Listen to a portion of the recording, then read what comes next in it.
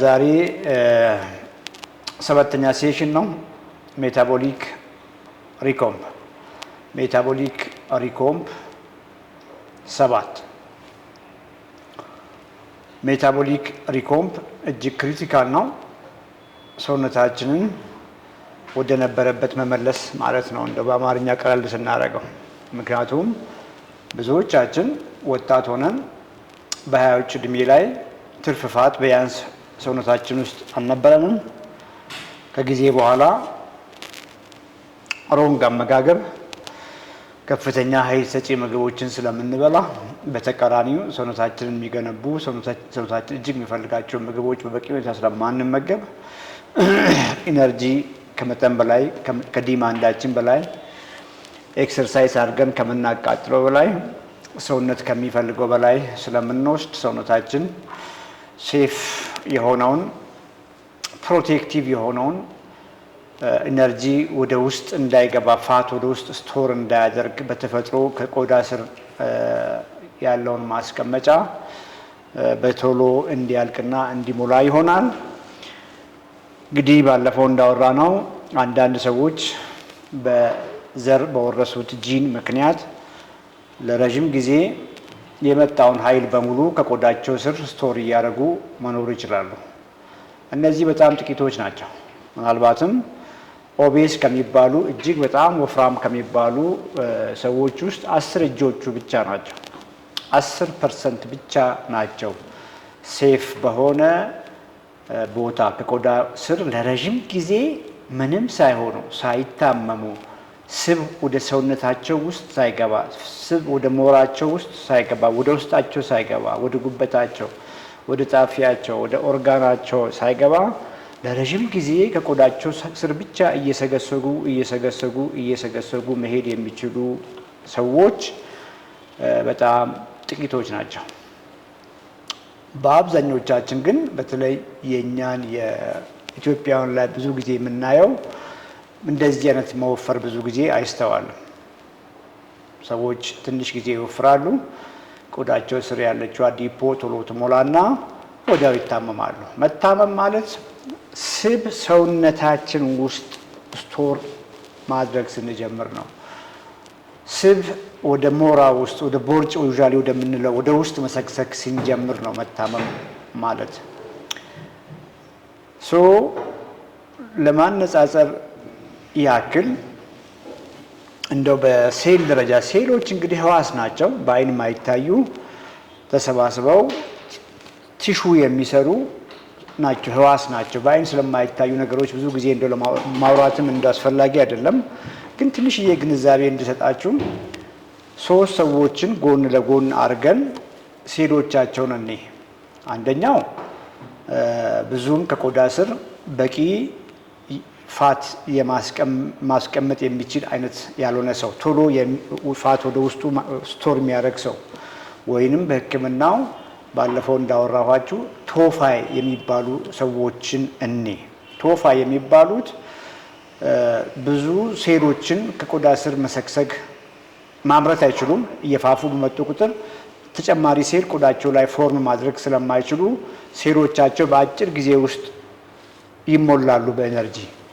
የእነዚህን ሰዎች ሴሎች ማየት ብንችል በጣም የተቆጡ በጣም ያበጡ ብዛት ያሌላቸው ሴሎች ናቸው። ምክንያቱም ብዙ ፋት ሴሎች ስለማያመርቱ ያቺው ያለቻቸው በቆዳ ስር የተሰጣቸው ፋት ቶሎ ነው የምትሞላው ማለት ነው። እነዚህ ሰዎች ወዲያው በስኳር የሚያዙ ሲታዩ ቀጫጭን፣ እጆቻቸው ቀጫጭን፣ እግሮቻቸው ቀጫጭን፣ ጥንጥዬ ቦርጭ አለን ብሎ የሚያስቡ ሰዎች ናቸው ማለት ነው ቶፋዮች።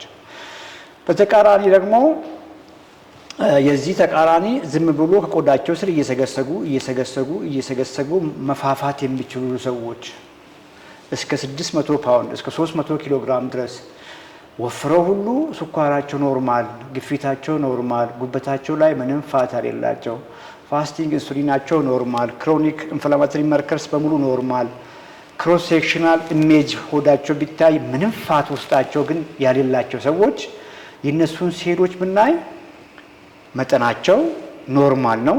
ብዙ በፋት ተሞልቶ አልተጨነቁም፣ ግን በጣም ብዙ ሴል ነው ያላቸው። በጣም ብዙ ከቆዳቸው ስር በጣም ብዙ ሴል በየጊዜው እያመረቱ ልክ ያኛው ትንሽ የተሞላ ሲሆን አሁንም ሌላ ፎርም ያደርጋሉ። ፋት ሲሞላ አሁንም ሌላ ሴሎች ፎርም ያደርጋሉ። እነዚህ ሰዎች በጣም ብዙ ሴል አላቸው። ሴሎቻቸው ግን ከቆዳ ስር ያሉትን ፋት ሴሎች የሚባሉትን ነው እያወራው ያለሁት። እንግዲህ ሶሪ የሕክምና ቋንቋዎች ናቸው እነዚህ። ምናልባት ይህንን ፕሮግራም እያያችሁ ያላችሁ ኖርማል ሰዎች ላትረዱት ትችላላችሁ። ግን ዝም ብለው ከቆዳቸው ስር ትርፍ ኃይል፣ ትርፍ ምግብ፣ ትርፍ ፋት እንደፈለጉ እየበሉ እየፋፉ ሳይታመሙ በሽታ ሳይዛቸው ሜታቦሊክ በሽታ ማለት ነው እንግዲህ መፋፋት የሚችሉ ሰዎች አሉ ብላችሁ አስቡ። የእነሱን ሰዎች ሴል ማየት ብንችል ብዙ ሴል አላቸው። ሴሎቻቸው ግን ያን ያክል የተጨነቁ የተቆጡ የታመሙ ሴሎች አይደሉም።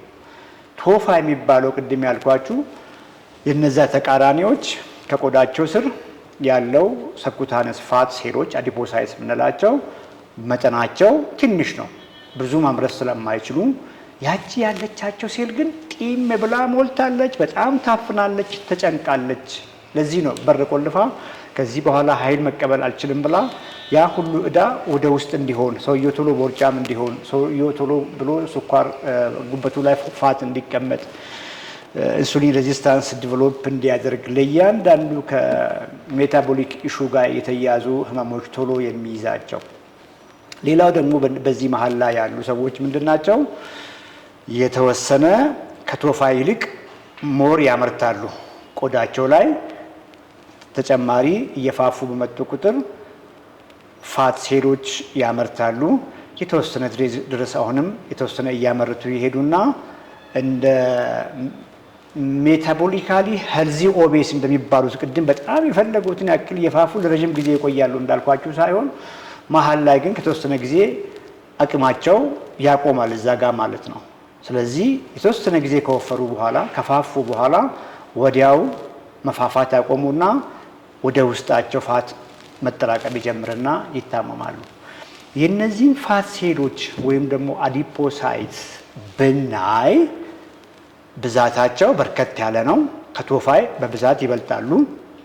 ግን ከነዛኛዎቹ ደግሞ ዝም ብሎ እየፋፉ ይቆያሉ ካልኳቸው ሰዎች ግን በብዛት አነስ ያሉ ናቸው። መጠናቸው በዚህ መካከል ይሁን እንጂ ኮምፕሊትሊ ከመጠን በላይ ልክ እንደ ቶፋዮች የነሱም በጣም ያበጡ በኃይል የተሞሉ ኢንፍሌምድ የሆኑና የተጨነቁ ፋት ሴሎች ናቸው ማለት ነው። ምን ማለት ነው? ገደብ አለው እንግዲህ ከቆዳ ስር ያለም ፋት ስቶሬጅ ገደብ አለው። ከተወሰነ ጊዜ በኋላ ምናልባትም ቅድም እየፋፉ በጣም ዝም ብሎ ተጨማሪ ሴል እያመረቱ ይቀጥላሉ ያልኳቸውም ሰዎች ከተወሰነ ጊዜ በኋላ ሴሎቻቸው በቃን ማለታቸው የሚቀር አይመስልም አካሄዱ።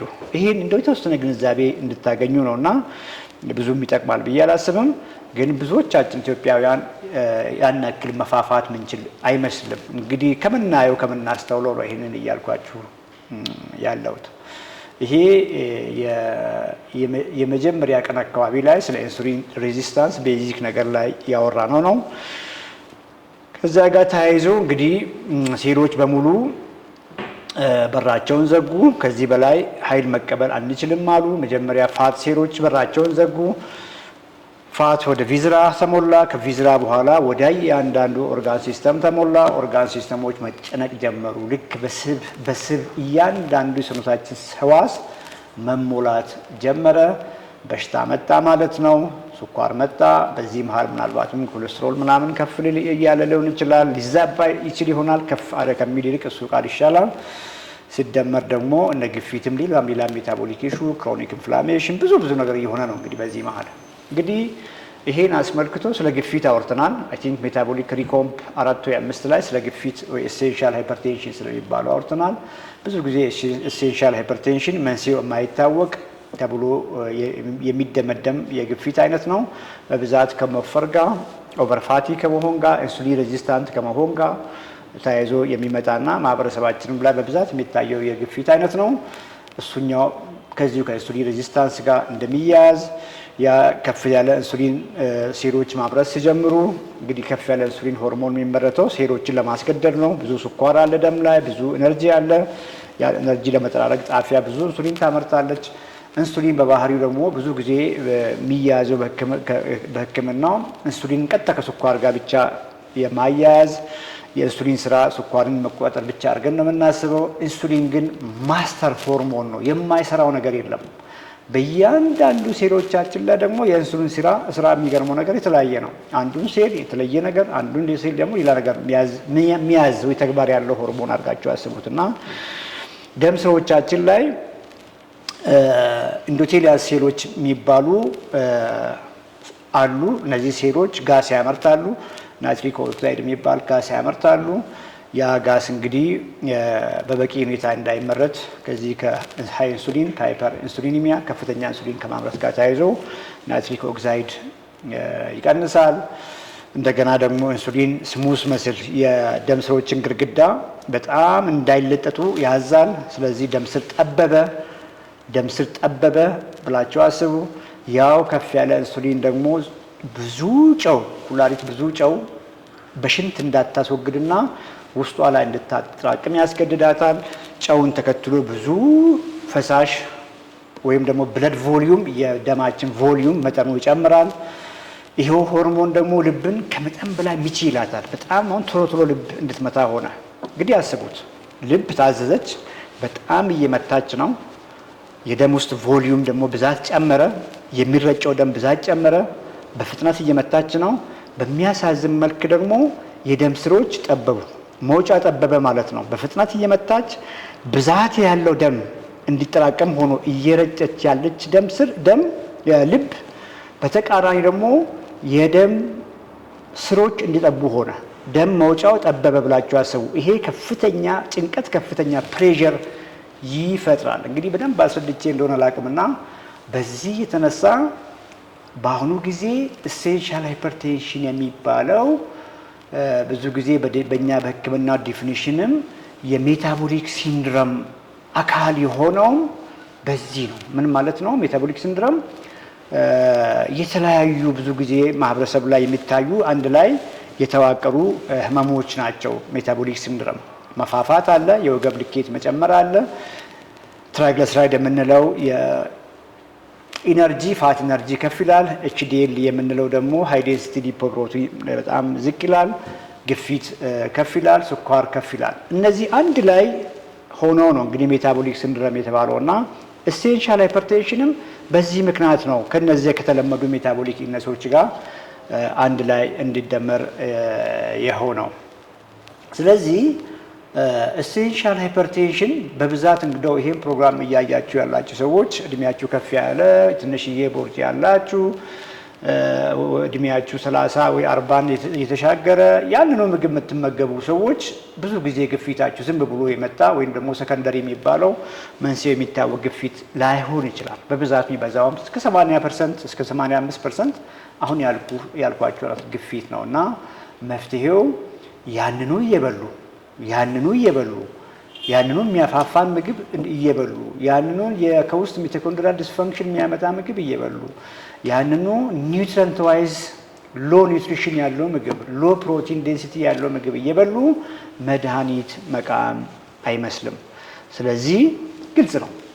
ከመፋፋት ጋር ከመጣ ከኢንሱሊን ሆርሞን ከፍ ማለት ጋር ከመጣ ከሚቶኮንድሪያል ዲስፈንክሽን ጋር ከመጣ ከፑር ላይፍ ስታይል ቾይስ ጋር የመጣን ነገር በመድኃኒት ብቻ ላይ የሆኑ ላይፍ ስታይልን ወይ አመጋገብን አለመቀየር ብዙ ጊዜ ያየን እንደሆነ ብዙ ጊዜ ዋጋ እያስከፈለን እንደሆነ ግልጽ ነው። ስለዚህ ሜታቦሊክ ሃይፐርቴንሽን ብለን የሜታቦሊክ ሄልዝ አባላት አይ ቲንክ ሜታቦሊክ ሄልዝ ሻምፒዮንስ እዚህ ላይ ካላችሁ ኮመንት ላይ ጻፉልኝ። ሜታቦሊክ ሄልዝ ሻምፒዮንስ አባላት ቲክቶክ ካላችሁ ወይም ደግሞ ዩቲዩብ ላይ ካላችሁ ኮመንት ላይ ጻፉልኝ። ዛሬ አንድ ሜታቦሊክ ሃይፐርቴንሽን ብለን የለቀቅነው ጽሁፍ አለ። ያንን ጽሁፍ ያነበበ ሰው ወይ ያየ ሰው ኮመንት ላይ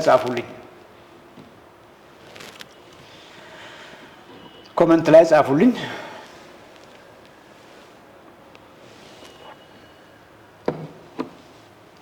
የስ አሮን ስላየሁ ደስ ብሎኛል። አሮን እንግዲህ ሜታቦሊክ ሃይፐርቴንሽንን አንብበሃል። እንግዲህ እባካችሁን ማታ የሜታቦሊክ ሄልዝ ቻምፒዮንስ አባላት ላይቭ ፕሮግራም ካለ ግሩፕ ቻት ካላችሁ አንብባችሁ አንደርስታንድ ያደረጋችሁ ሰዎች ለሌሎችም ሼር አድርጉ። እሺ ነሜ የሚልም ኔም የሚል ኤንኤምኢ የሚልም አንብበሃል ይመስለኛል። ፍቅርም አንብባለች፣ ነደሊና አንብበዋል። ስለዚህ ላላነበቡ ሰዎች አክሰሱ ላሌላቸው በአማርኛ ያንን በትርጉም መልክ ሼር ተደራረጉ። ጠቃሚ ስለሆነ ነው። ኮመንት ላይ ጻፉልኝ። አንብባችሁታል ወይ? ያነበባችሁ ሰዎች ጠቃሚ ነው ብላችሁ ነው የምታስቡት? ኮመንት ላይ እንደው ብትጽፉልኝ ደስ ይለኛል። ወደሚቀጥለው ሴሽን ከመሄዳችን በፊት ዩቲዩብ ላይ ጥቂት ሰው ብቻ ነው የገባው። 47 ሰው ብቻ ነው እያየሁ ያለሁት። ገባ በሉ። ጊዜ ይኖረናል። ዩቲዩብም ላይ እንደተለመደው እድሜያችሁን፣ ክብደታችሁን፣ ቁመታችሁን ጻፉልኝ። እዛው ላይ የስ ናሳው ገሰሰ አንብቧል። ናሳው እንግዲህ የሜታቦሊክ ሄልዝ ቻምፒዮንስ አባል ነህ ማለት ነው። መሆኑን አላወቅኩም። ስለዚህ ያነበባችሁ ሰዎች ፓሪስ አንብቧል ይመስለኛል። ስለዚህ ቆንጆ ነው። አይሆፕ ቆንጆ ነው ብዬ አስባለሁ። ክሊር ነው እንግዲህ የምናወራውን ነገር እንደው እስቲ በጽሁፍ ደግሞ ሰዎች እንዲረዱት ለማድረግ ሞክሬያለሁ። ያንን ደግሞ ለሌሎችም ሼር አድርጉ።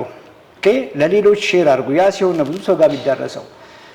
የግድ የሜታቦሊክ ሄልዝ ቻምፒዮንስ አባላት ላይ ብቻ ሳይሆን ለሁሉም ሰው እንዲዳረስ ሼር አድርጉ። ኦኬ፣ ሼር አድርጉ።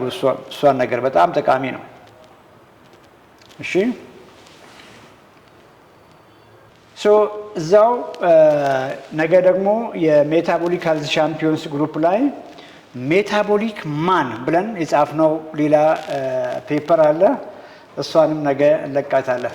ዮሴፍ እንግዲህ አይቻለው ያለ ነው አንብቧል። ዮሴፍ አይሆፕ ዮሴፍ ደግሞ በደንብ ነገ ያስረዳችኋል። ሜታቦሊክ ማን ትናንት አውርተናል። በዚህ ሴሽን ላይ እንዴት አድርጎ ይሄው ከፑር ዳይት ጋር ምግብ ብለን እንግዲህ ዋና ምግባችን ከሆነው ጋር ነገር ጋር አስቡ። እንግዲህ ከምንበላው ምግብ የመጣ ፋት ከፋት ከምንል ፑር ዳይት ኦኬ፣ ምግብ ብለን ሁላችንም አዘውትረን የምንመገባቸው ምግቦች እንዴት አድርገው ሆርሞኖቻችንን እንደሚያዛቡ፣ ሆርሞን ከማዛባት አልፈው ከፍ ያለ ኢንሱሊን ሬዚስታንስ ወይም ደግሞ ከፍ ያለ ኢንሱሊን ሆርሞን እንድናመርት እንዴት እንደሚያደርጉ፣ ያንን ተከትሎ ደግሞ ደም ስሮችን ላይ ከፍተኛ ጫና እንዴት እንደሚፈጥሩ ነው እዛ ላይ ለመግለጽ የሞከርኩኝ። ነገ ላይ እንለቀዋለን። እሱን ሜታቦሊክ ሄልዝ ቻምፒዮንስ ዋትስአፕ ግሩፕ ላይ ነገ እንለቀዋለን። ኢሬክታይል ዲስፈንክሽን ኮመን ነው። ትናንትና እሱን ለማውራት ሞክረናል። ይሄው ከፍ ያለ ኢንሱሊን ሆርሞን የደም ስሮችን ኮምፕሊትሊ በጣም ኢንፍሌም ያደርጋቸዋል፣ እንዲጎዱ ያደርጋቸዋል። በቂ የሆነ ናይትሪክ ኦክሳይድ እንዳይመረት ያደርጋል። የደም ስሮች አይለጠጡም። በዚያው ልክ ደግሞ ኢንፍሌምድ ይሆናሉ። በቀላሉ ፕላክ እነሱም ላይ ፎርም እንዲያደርግ ብሎክ እንዲያደርጉ ይሆናሉ። እንግዲህ ወደ ወንዶች ብልት የሚሄዱ ደም ስሮች በጣም ቀጫጭን ስለሆኑ ቀድሞ እነሱ ናቸው ሰፈር የሚያደርጉት። ኦኬ ሶ ኢሬክታይል ዲስፋንክሽን ወንድ ልጅ አለ ማለት በቅርቡ ወደ ልብ የሚሄደውም ደም ስር የመዘጋት እድል አለ ማለት ነው። ቢኮዝ በሳይዝ ነው የሚለያዩት ብላችሁ አስቡ። ኦኬ በጣም ጠባብ ወደ ልብ የሚሄደው ትንሽ ሰፋ ያለ፣ ወደ ብሬን የሚሄደውም ደግሞ ትንሽ ሰፋ ያለ ነው። ስለዚህ ቀድሞ የሚዘጋው ጠባቡ ነው። ለዚህ ነው ፔናይል ላይ ታች ላይ ያለ ደም ስር ጠበበ እየተዘጋ ነው ማለት ልብ አደጋ ላይ ናት ነው ማለት ነው። በስትሮክ የመያዝ እድል በጣም ቅርብ ነው ማለት ነው። አት ዘ ሴም ታይም ደግሞ በሌሎችም ከደም ስር ጋር የሚያያዙ ህመሞች የመጋለጥ እድል ቅርብ ነው እንደማለት ነው። እሱን ነው ትላንትና የተናገርኩኝ። ኢንሱሊን ሬዚስታንስ ያመጣል ኦቨር ፋቲ መሆን። እሱን ተከትሎ ደም ስሮች ቅድም እንዳልኳችሁ ይጎዳሉ። ክሮኒክ ኢንፍላሜሽን አለ፣ ሎ ግሬድ ኢንፍላሜሽን አለ። ኢንሱሊን ሬዚስታንስ ካለ ሚቶኮንድሪያል ዲስፋንክሽን አለ። ሚቶኮንድሪያል ዲስፋንክሽን ካለ ደግሞ ኦክሲዴቲቭ ስትሬስ አለ፣ ክሮኒክ ሎው ግሬድ ኢንፍላሜሽን አለ፣ ቴስቴስትሮን ፕሮዳክሽን ይቀንሳል። ይሄ ሁሉ እንግዲህ ኢሬክታይል ዲስፋንክሽን ወንዶች ላይ ያመጣል።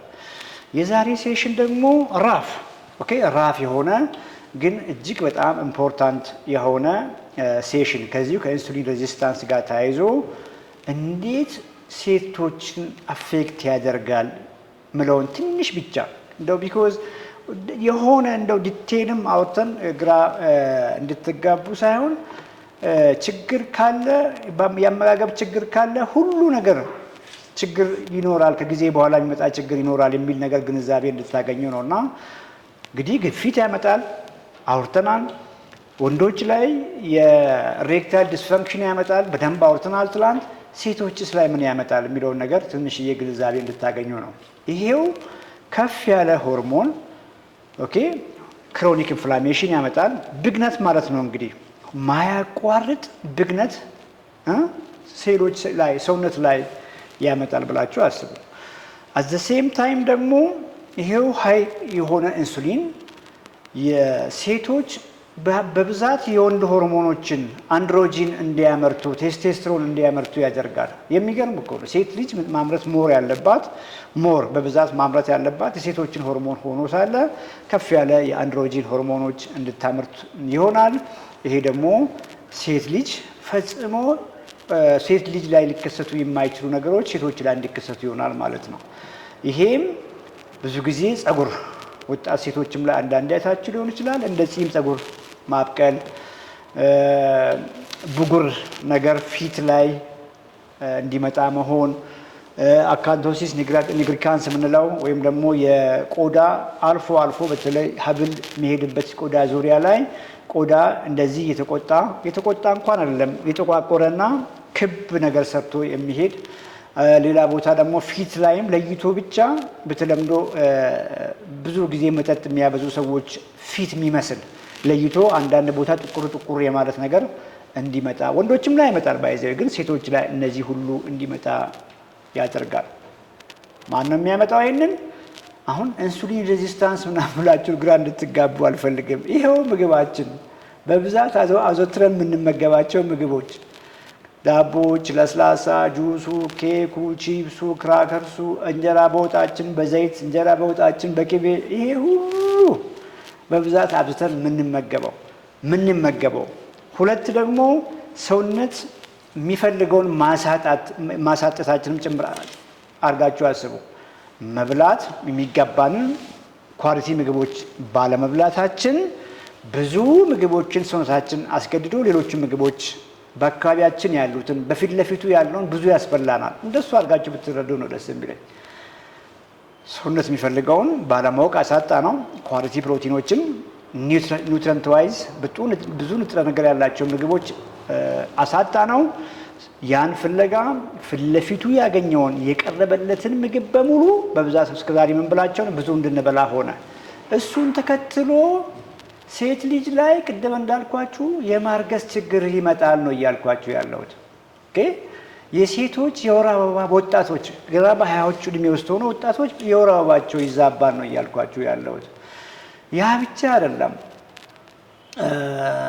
የወር አበባ ብቻ መዛባት ሳይሆን ሚስካሬጅ ራሱ ሀፕን ሊያደርግ ይችላል። ብዙ ጊዜ ከዚሁ ከአኖቭሌሽን ጋር ተያይዞ ወይም ደግሞ ከፖሊሲስቲክ ኦቫሪ ጋር ተያይዞ ሴት ልጅ እርግዝና ሀፕን አድርጎ ብዙም እርግዝናው ሳይገፋ ፌል ሊያደርግ ይችላል።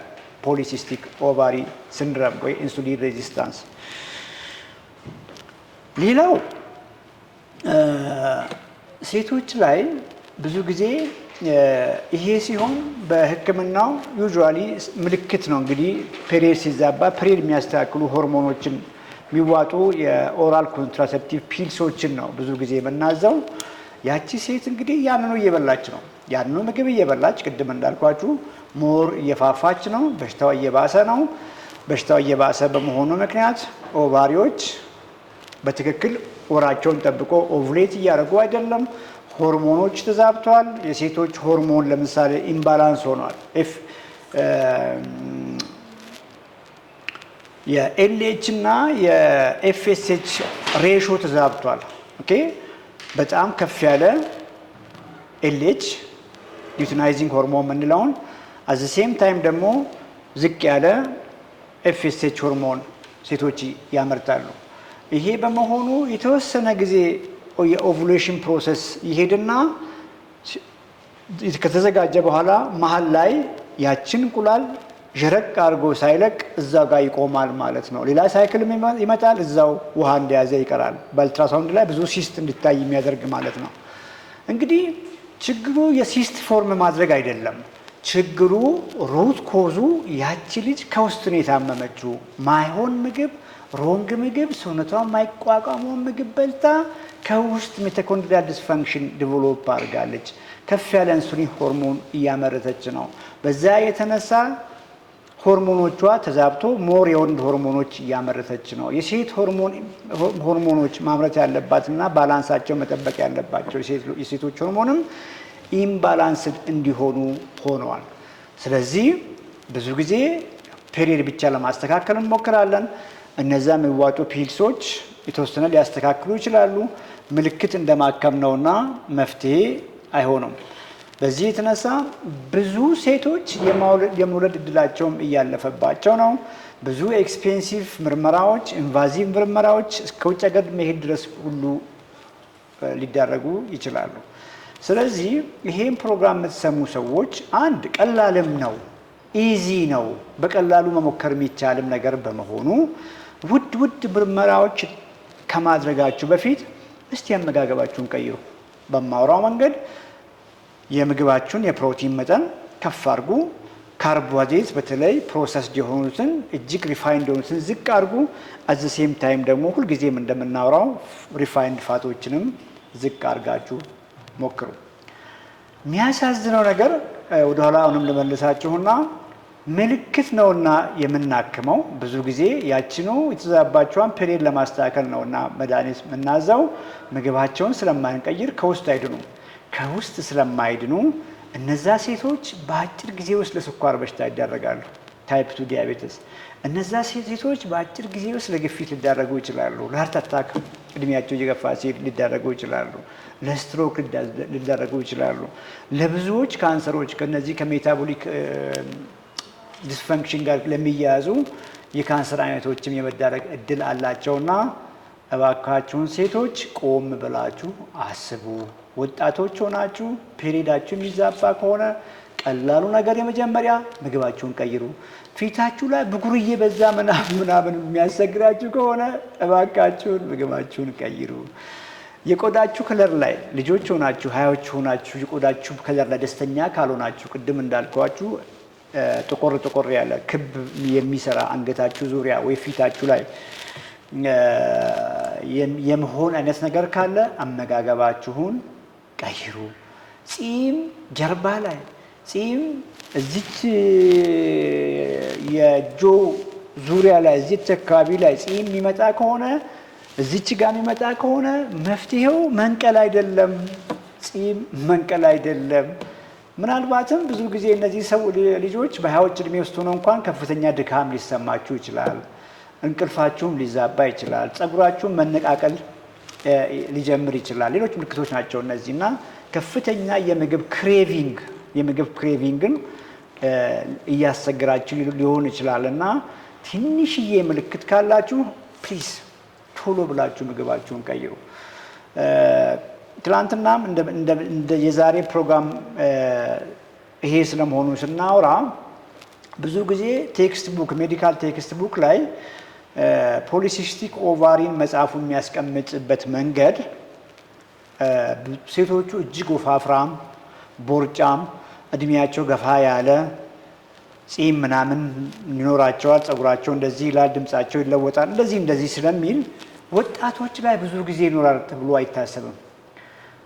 ግን አሁን እየወጡ ያሉ ጥናቶች በተለይ ባደጉ ሀገሮች ላይ ልክ ሸንቃጣ ሴቶች ሞዴሊስት የመሳሰሉ ሴቶች ላይ እንኳን ሀፕን ሊያደርግ ይችላል ፖሊሲስቲክ ኦቫሪ። እችን ያዙ። የግድ ቦርጫም መሆን የግድ በእድሜ የገፋችሁ መሆን አይጠበቅባችሁም። ኦኬ። ወይንም ደግሞ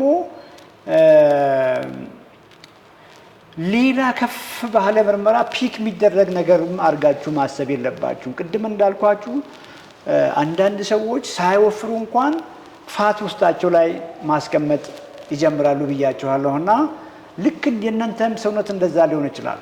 የመወፈር ገደባችሁ ወይ ፋት የመቋቋም ገደባችሁ አነስተኛ ይሆንና ምንም ነገር ሰው አይቶ የሚለይ አይነት ውፍረት ውስጥ ሳትገቡ ፋት ወደ ውስጣችሁ ስቶር እያደረጋችሁ ቅድም ስለ ቶፋይ እንዳወራሁት ሁሉ በልጅነታችሁ በ20 እድሜ በ20ዎቹ መጨረሻ ላይ በ30ዎቹም ላይ ምንም ማለት ብዙ ቦርጭ ሳይኖር ሀፕን ሊያደርግ ይችላል ብላችሁ አስቡና ቀላሉ መንገድ አንድ የተፈጥሮ ጸጋችሁን የመውለድ እድላችሁም ሳይዘገይ በተለያየ ምርመራ በተለያየ ከፍተኛ እና ውድ የፈርቲሊቲ ትሪትመንት ሙከራ ጊዜያችሁ ከሚባክን ቀላሏ ነገር ምግባችሁን ቀይራችሁ እዩ።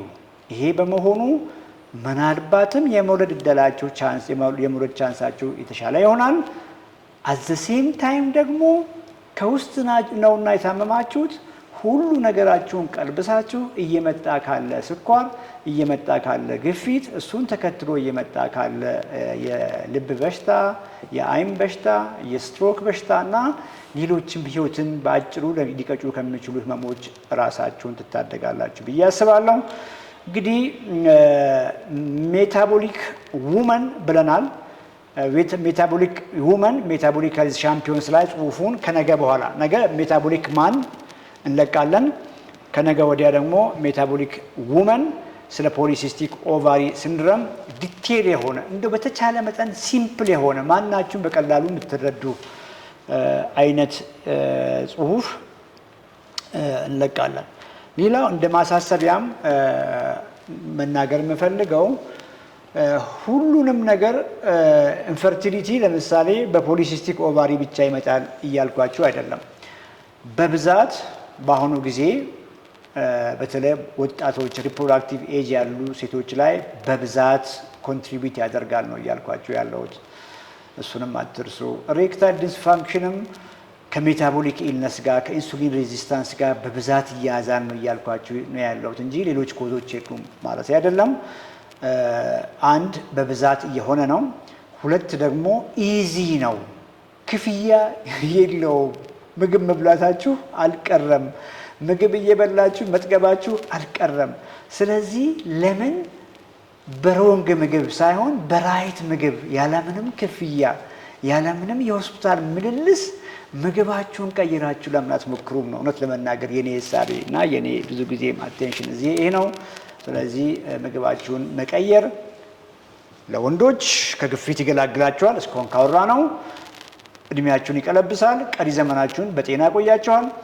አሁንም ለወንዶች ያለ እድሜ የመጣ የመቸገር እንግዲህ ከሪሌሽን ጋር የመቸገር ብዙ ኮንፊደንሳችሁን የሚያሳጣ ነገር ብዙ ጊዜ ለሰውም የማይነገር ነገር ምናልባትም ከትዳር ጋር ብቻ ፋይት እየፈጠራችሁ ወደ ፍቺ እንኳን ሊድ ከሚያደርግ ነገር ቤተሰባችሁም እንዳይፈርስ ከማድረግ ራሳችሁን ትታደጋላችሁ። ከሱም ብቻ ሳይሆን ግፊትን ማነው ሬክታል ዲስፋንክሽንን ደግሞ እንደቀላል ችላ ብሎ ዝም ብሎ ከፋርማሲ እነዛ መድኃኒቶች እነዛ ብሉ ፒልስ ብሉ ፒልስ የሚያቅሰው ኮመንት ላይ አንድ ጻፍልኝ።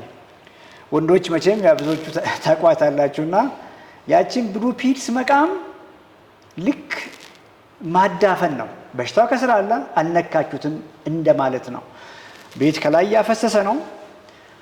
ዝም ብላችሁ ቤት መወልወል ማለት ነው። ከላይ ያለውን ኮሬክት ጣሪያውን መቀየር፣ ጣሪያውን ከላይ ማከም አቁማችሁ ከታች ብቻ መሬቱን እንደመወልወል ማለት ነው እና በአጭር ጊዜ ውስጥ ሌሎች ነገር እንዲመጡ ልብ ችግር እንዲመጣ ፈቀዳችሁ፣ ስኳር እንዲመጣ፣ ግፊት እንዲመጣ ፈቀዳችሁ ማለት ነው እና ታች ያለው ችግር ካለ ከፍ ያለ ነገር ከላይ ያሉ ሲስተሞች ህይወት አደጋ አለ። ስለ ህይወታችሁ አስቡ። ታች ያለው ነገር እንግዲህ ቋንቋውን ላለመጠቀም ታች ያለው የምላችሁና እዛ ላይ ችግር ካለ ህይወታችሁ ላይ ችግር እየመጣ መሆኑን ማሰብ መቻል አለባችሁ።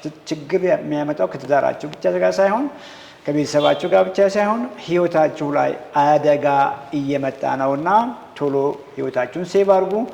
ይህም ፕሮግራም ዩቲዩብም ላይ እንጭናለን። አሁንም ላይቭ ላይ እየተከታተላችሁ ያላችሁ ሴቶች የባለቤቶቻችሁን ምግብ ቀይሩ። አንደኛ ቀላል ነው፣ ቺፕ ነው። እውነት ለመናገር ኮስት የለውም። ኦኬ ጤነኛ የሆነ ባል፣ ራሱን ከሚቀጥሉት ከሌሎች በሽታዎች የታደገ ባል፣ ፕሮዳክቲቭ ባል ነው። ፕሮዳክቲቭ ባል ሲኖራችሁ ፕሮዳክቲቭ ቤተሰብ ይኖራቸዋል፣ ሃፒ ፋሚሊ ይኖራቸዋል ማለት ነው። አት ዘ ሴም ቲንግ ደግሞ ዛሬም ያወራ ነው ሜታቦሊክ ውመን ብለን የጻፍ ነው። ያው አመጋገብ እንግዲህ ወንዶች ላይ ምን ያመጣል? እንግዲህ ብዙ ሆርሞኖችን እንደሚያዛባ አይተናል። ሴቶች ብዙ የወንድ ሆርሞን እንዲያመርቱ እንደሚያደርግ አይተናል። ወንዶች ላይ ደግሞ ኖርማል ማምረት ያለባቸውን ቴስቶስትሮን ዝቅ እንደሚያደርግ አይተናል። ሴቶችም ቅድም እንዳልኳችሁ በተለይ ትዳር ውስጥ ያላችሁ ሴቶች የመጀመሪያ ነገር ምግባችሁን ቀይሩ። ምግባችሁን በመቀየራችሁ የፈርቲሊቲ ኢሹ ሶልቭ ታደርጋላችሁ። ብዙ ሰዎች ላይ የተከሰተ ነው ብያቸዋል። ቁጥር ጠርቼ ይሄን ያክል ፐርሰንት ምናምን አስፈላጊ ስላልሆነ ነው። ያ ሁለተኛ ደግሞ አድቫንቴጅ ያቺ ሴት ለራሷ የቀየረችው አመጋገብ ምናልባትም ባለቤቷን ከብዙ ነገር ቀሪ ዘመን ይታደጋል። የምታሳድጋቸውም ልጆች ሄልዚ ይሆናሉ።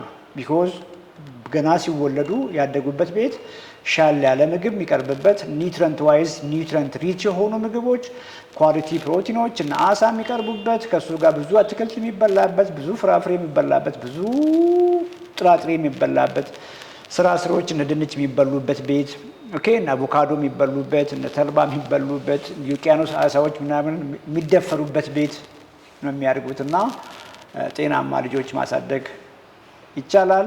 ጤናማ ልጆች ስናሳድግ ደግሞ ጤናማ ማህበረሰብ፣ ጤናማ በሀገር ደረጃ እንኳን ጤና ዋይዝ ከጊዜ በኋላ ትውልድ ይቀየራል ብለን እናስባለን።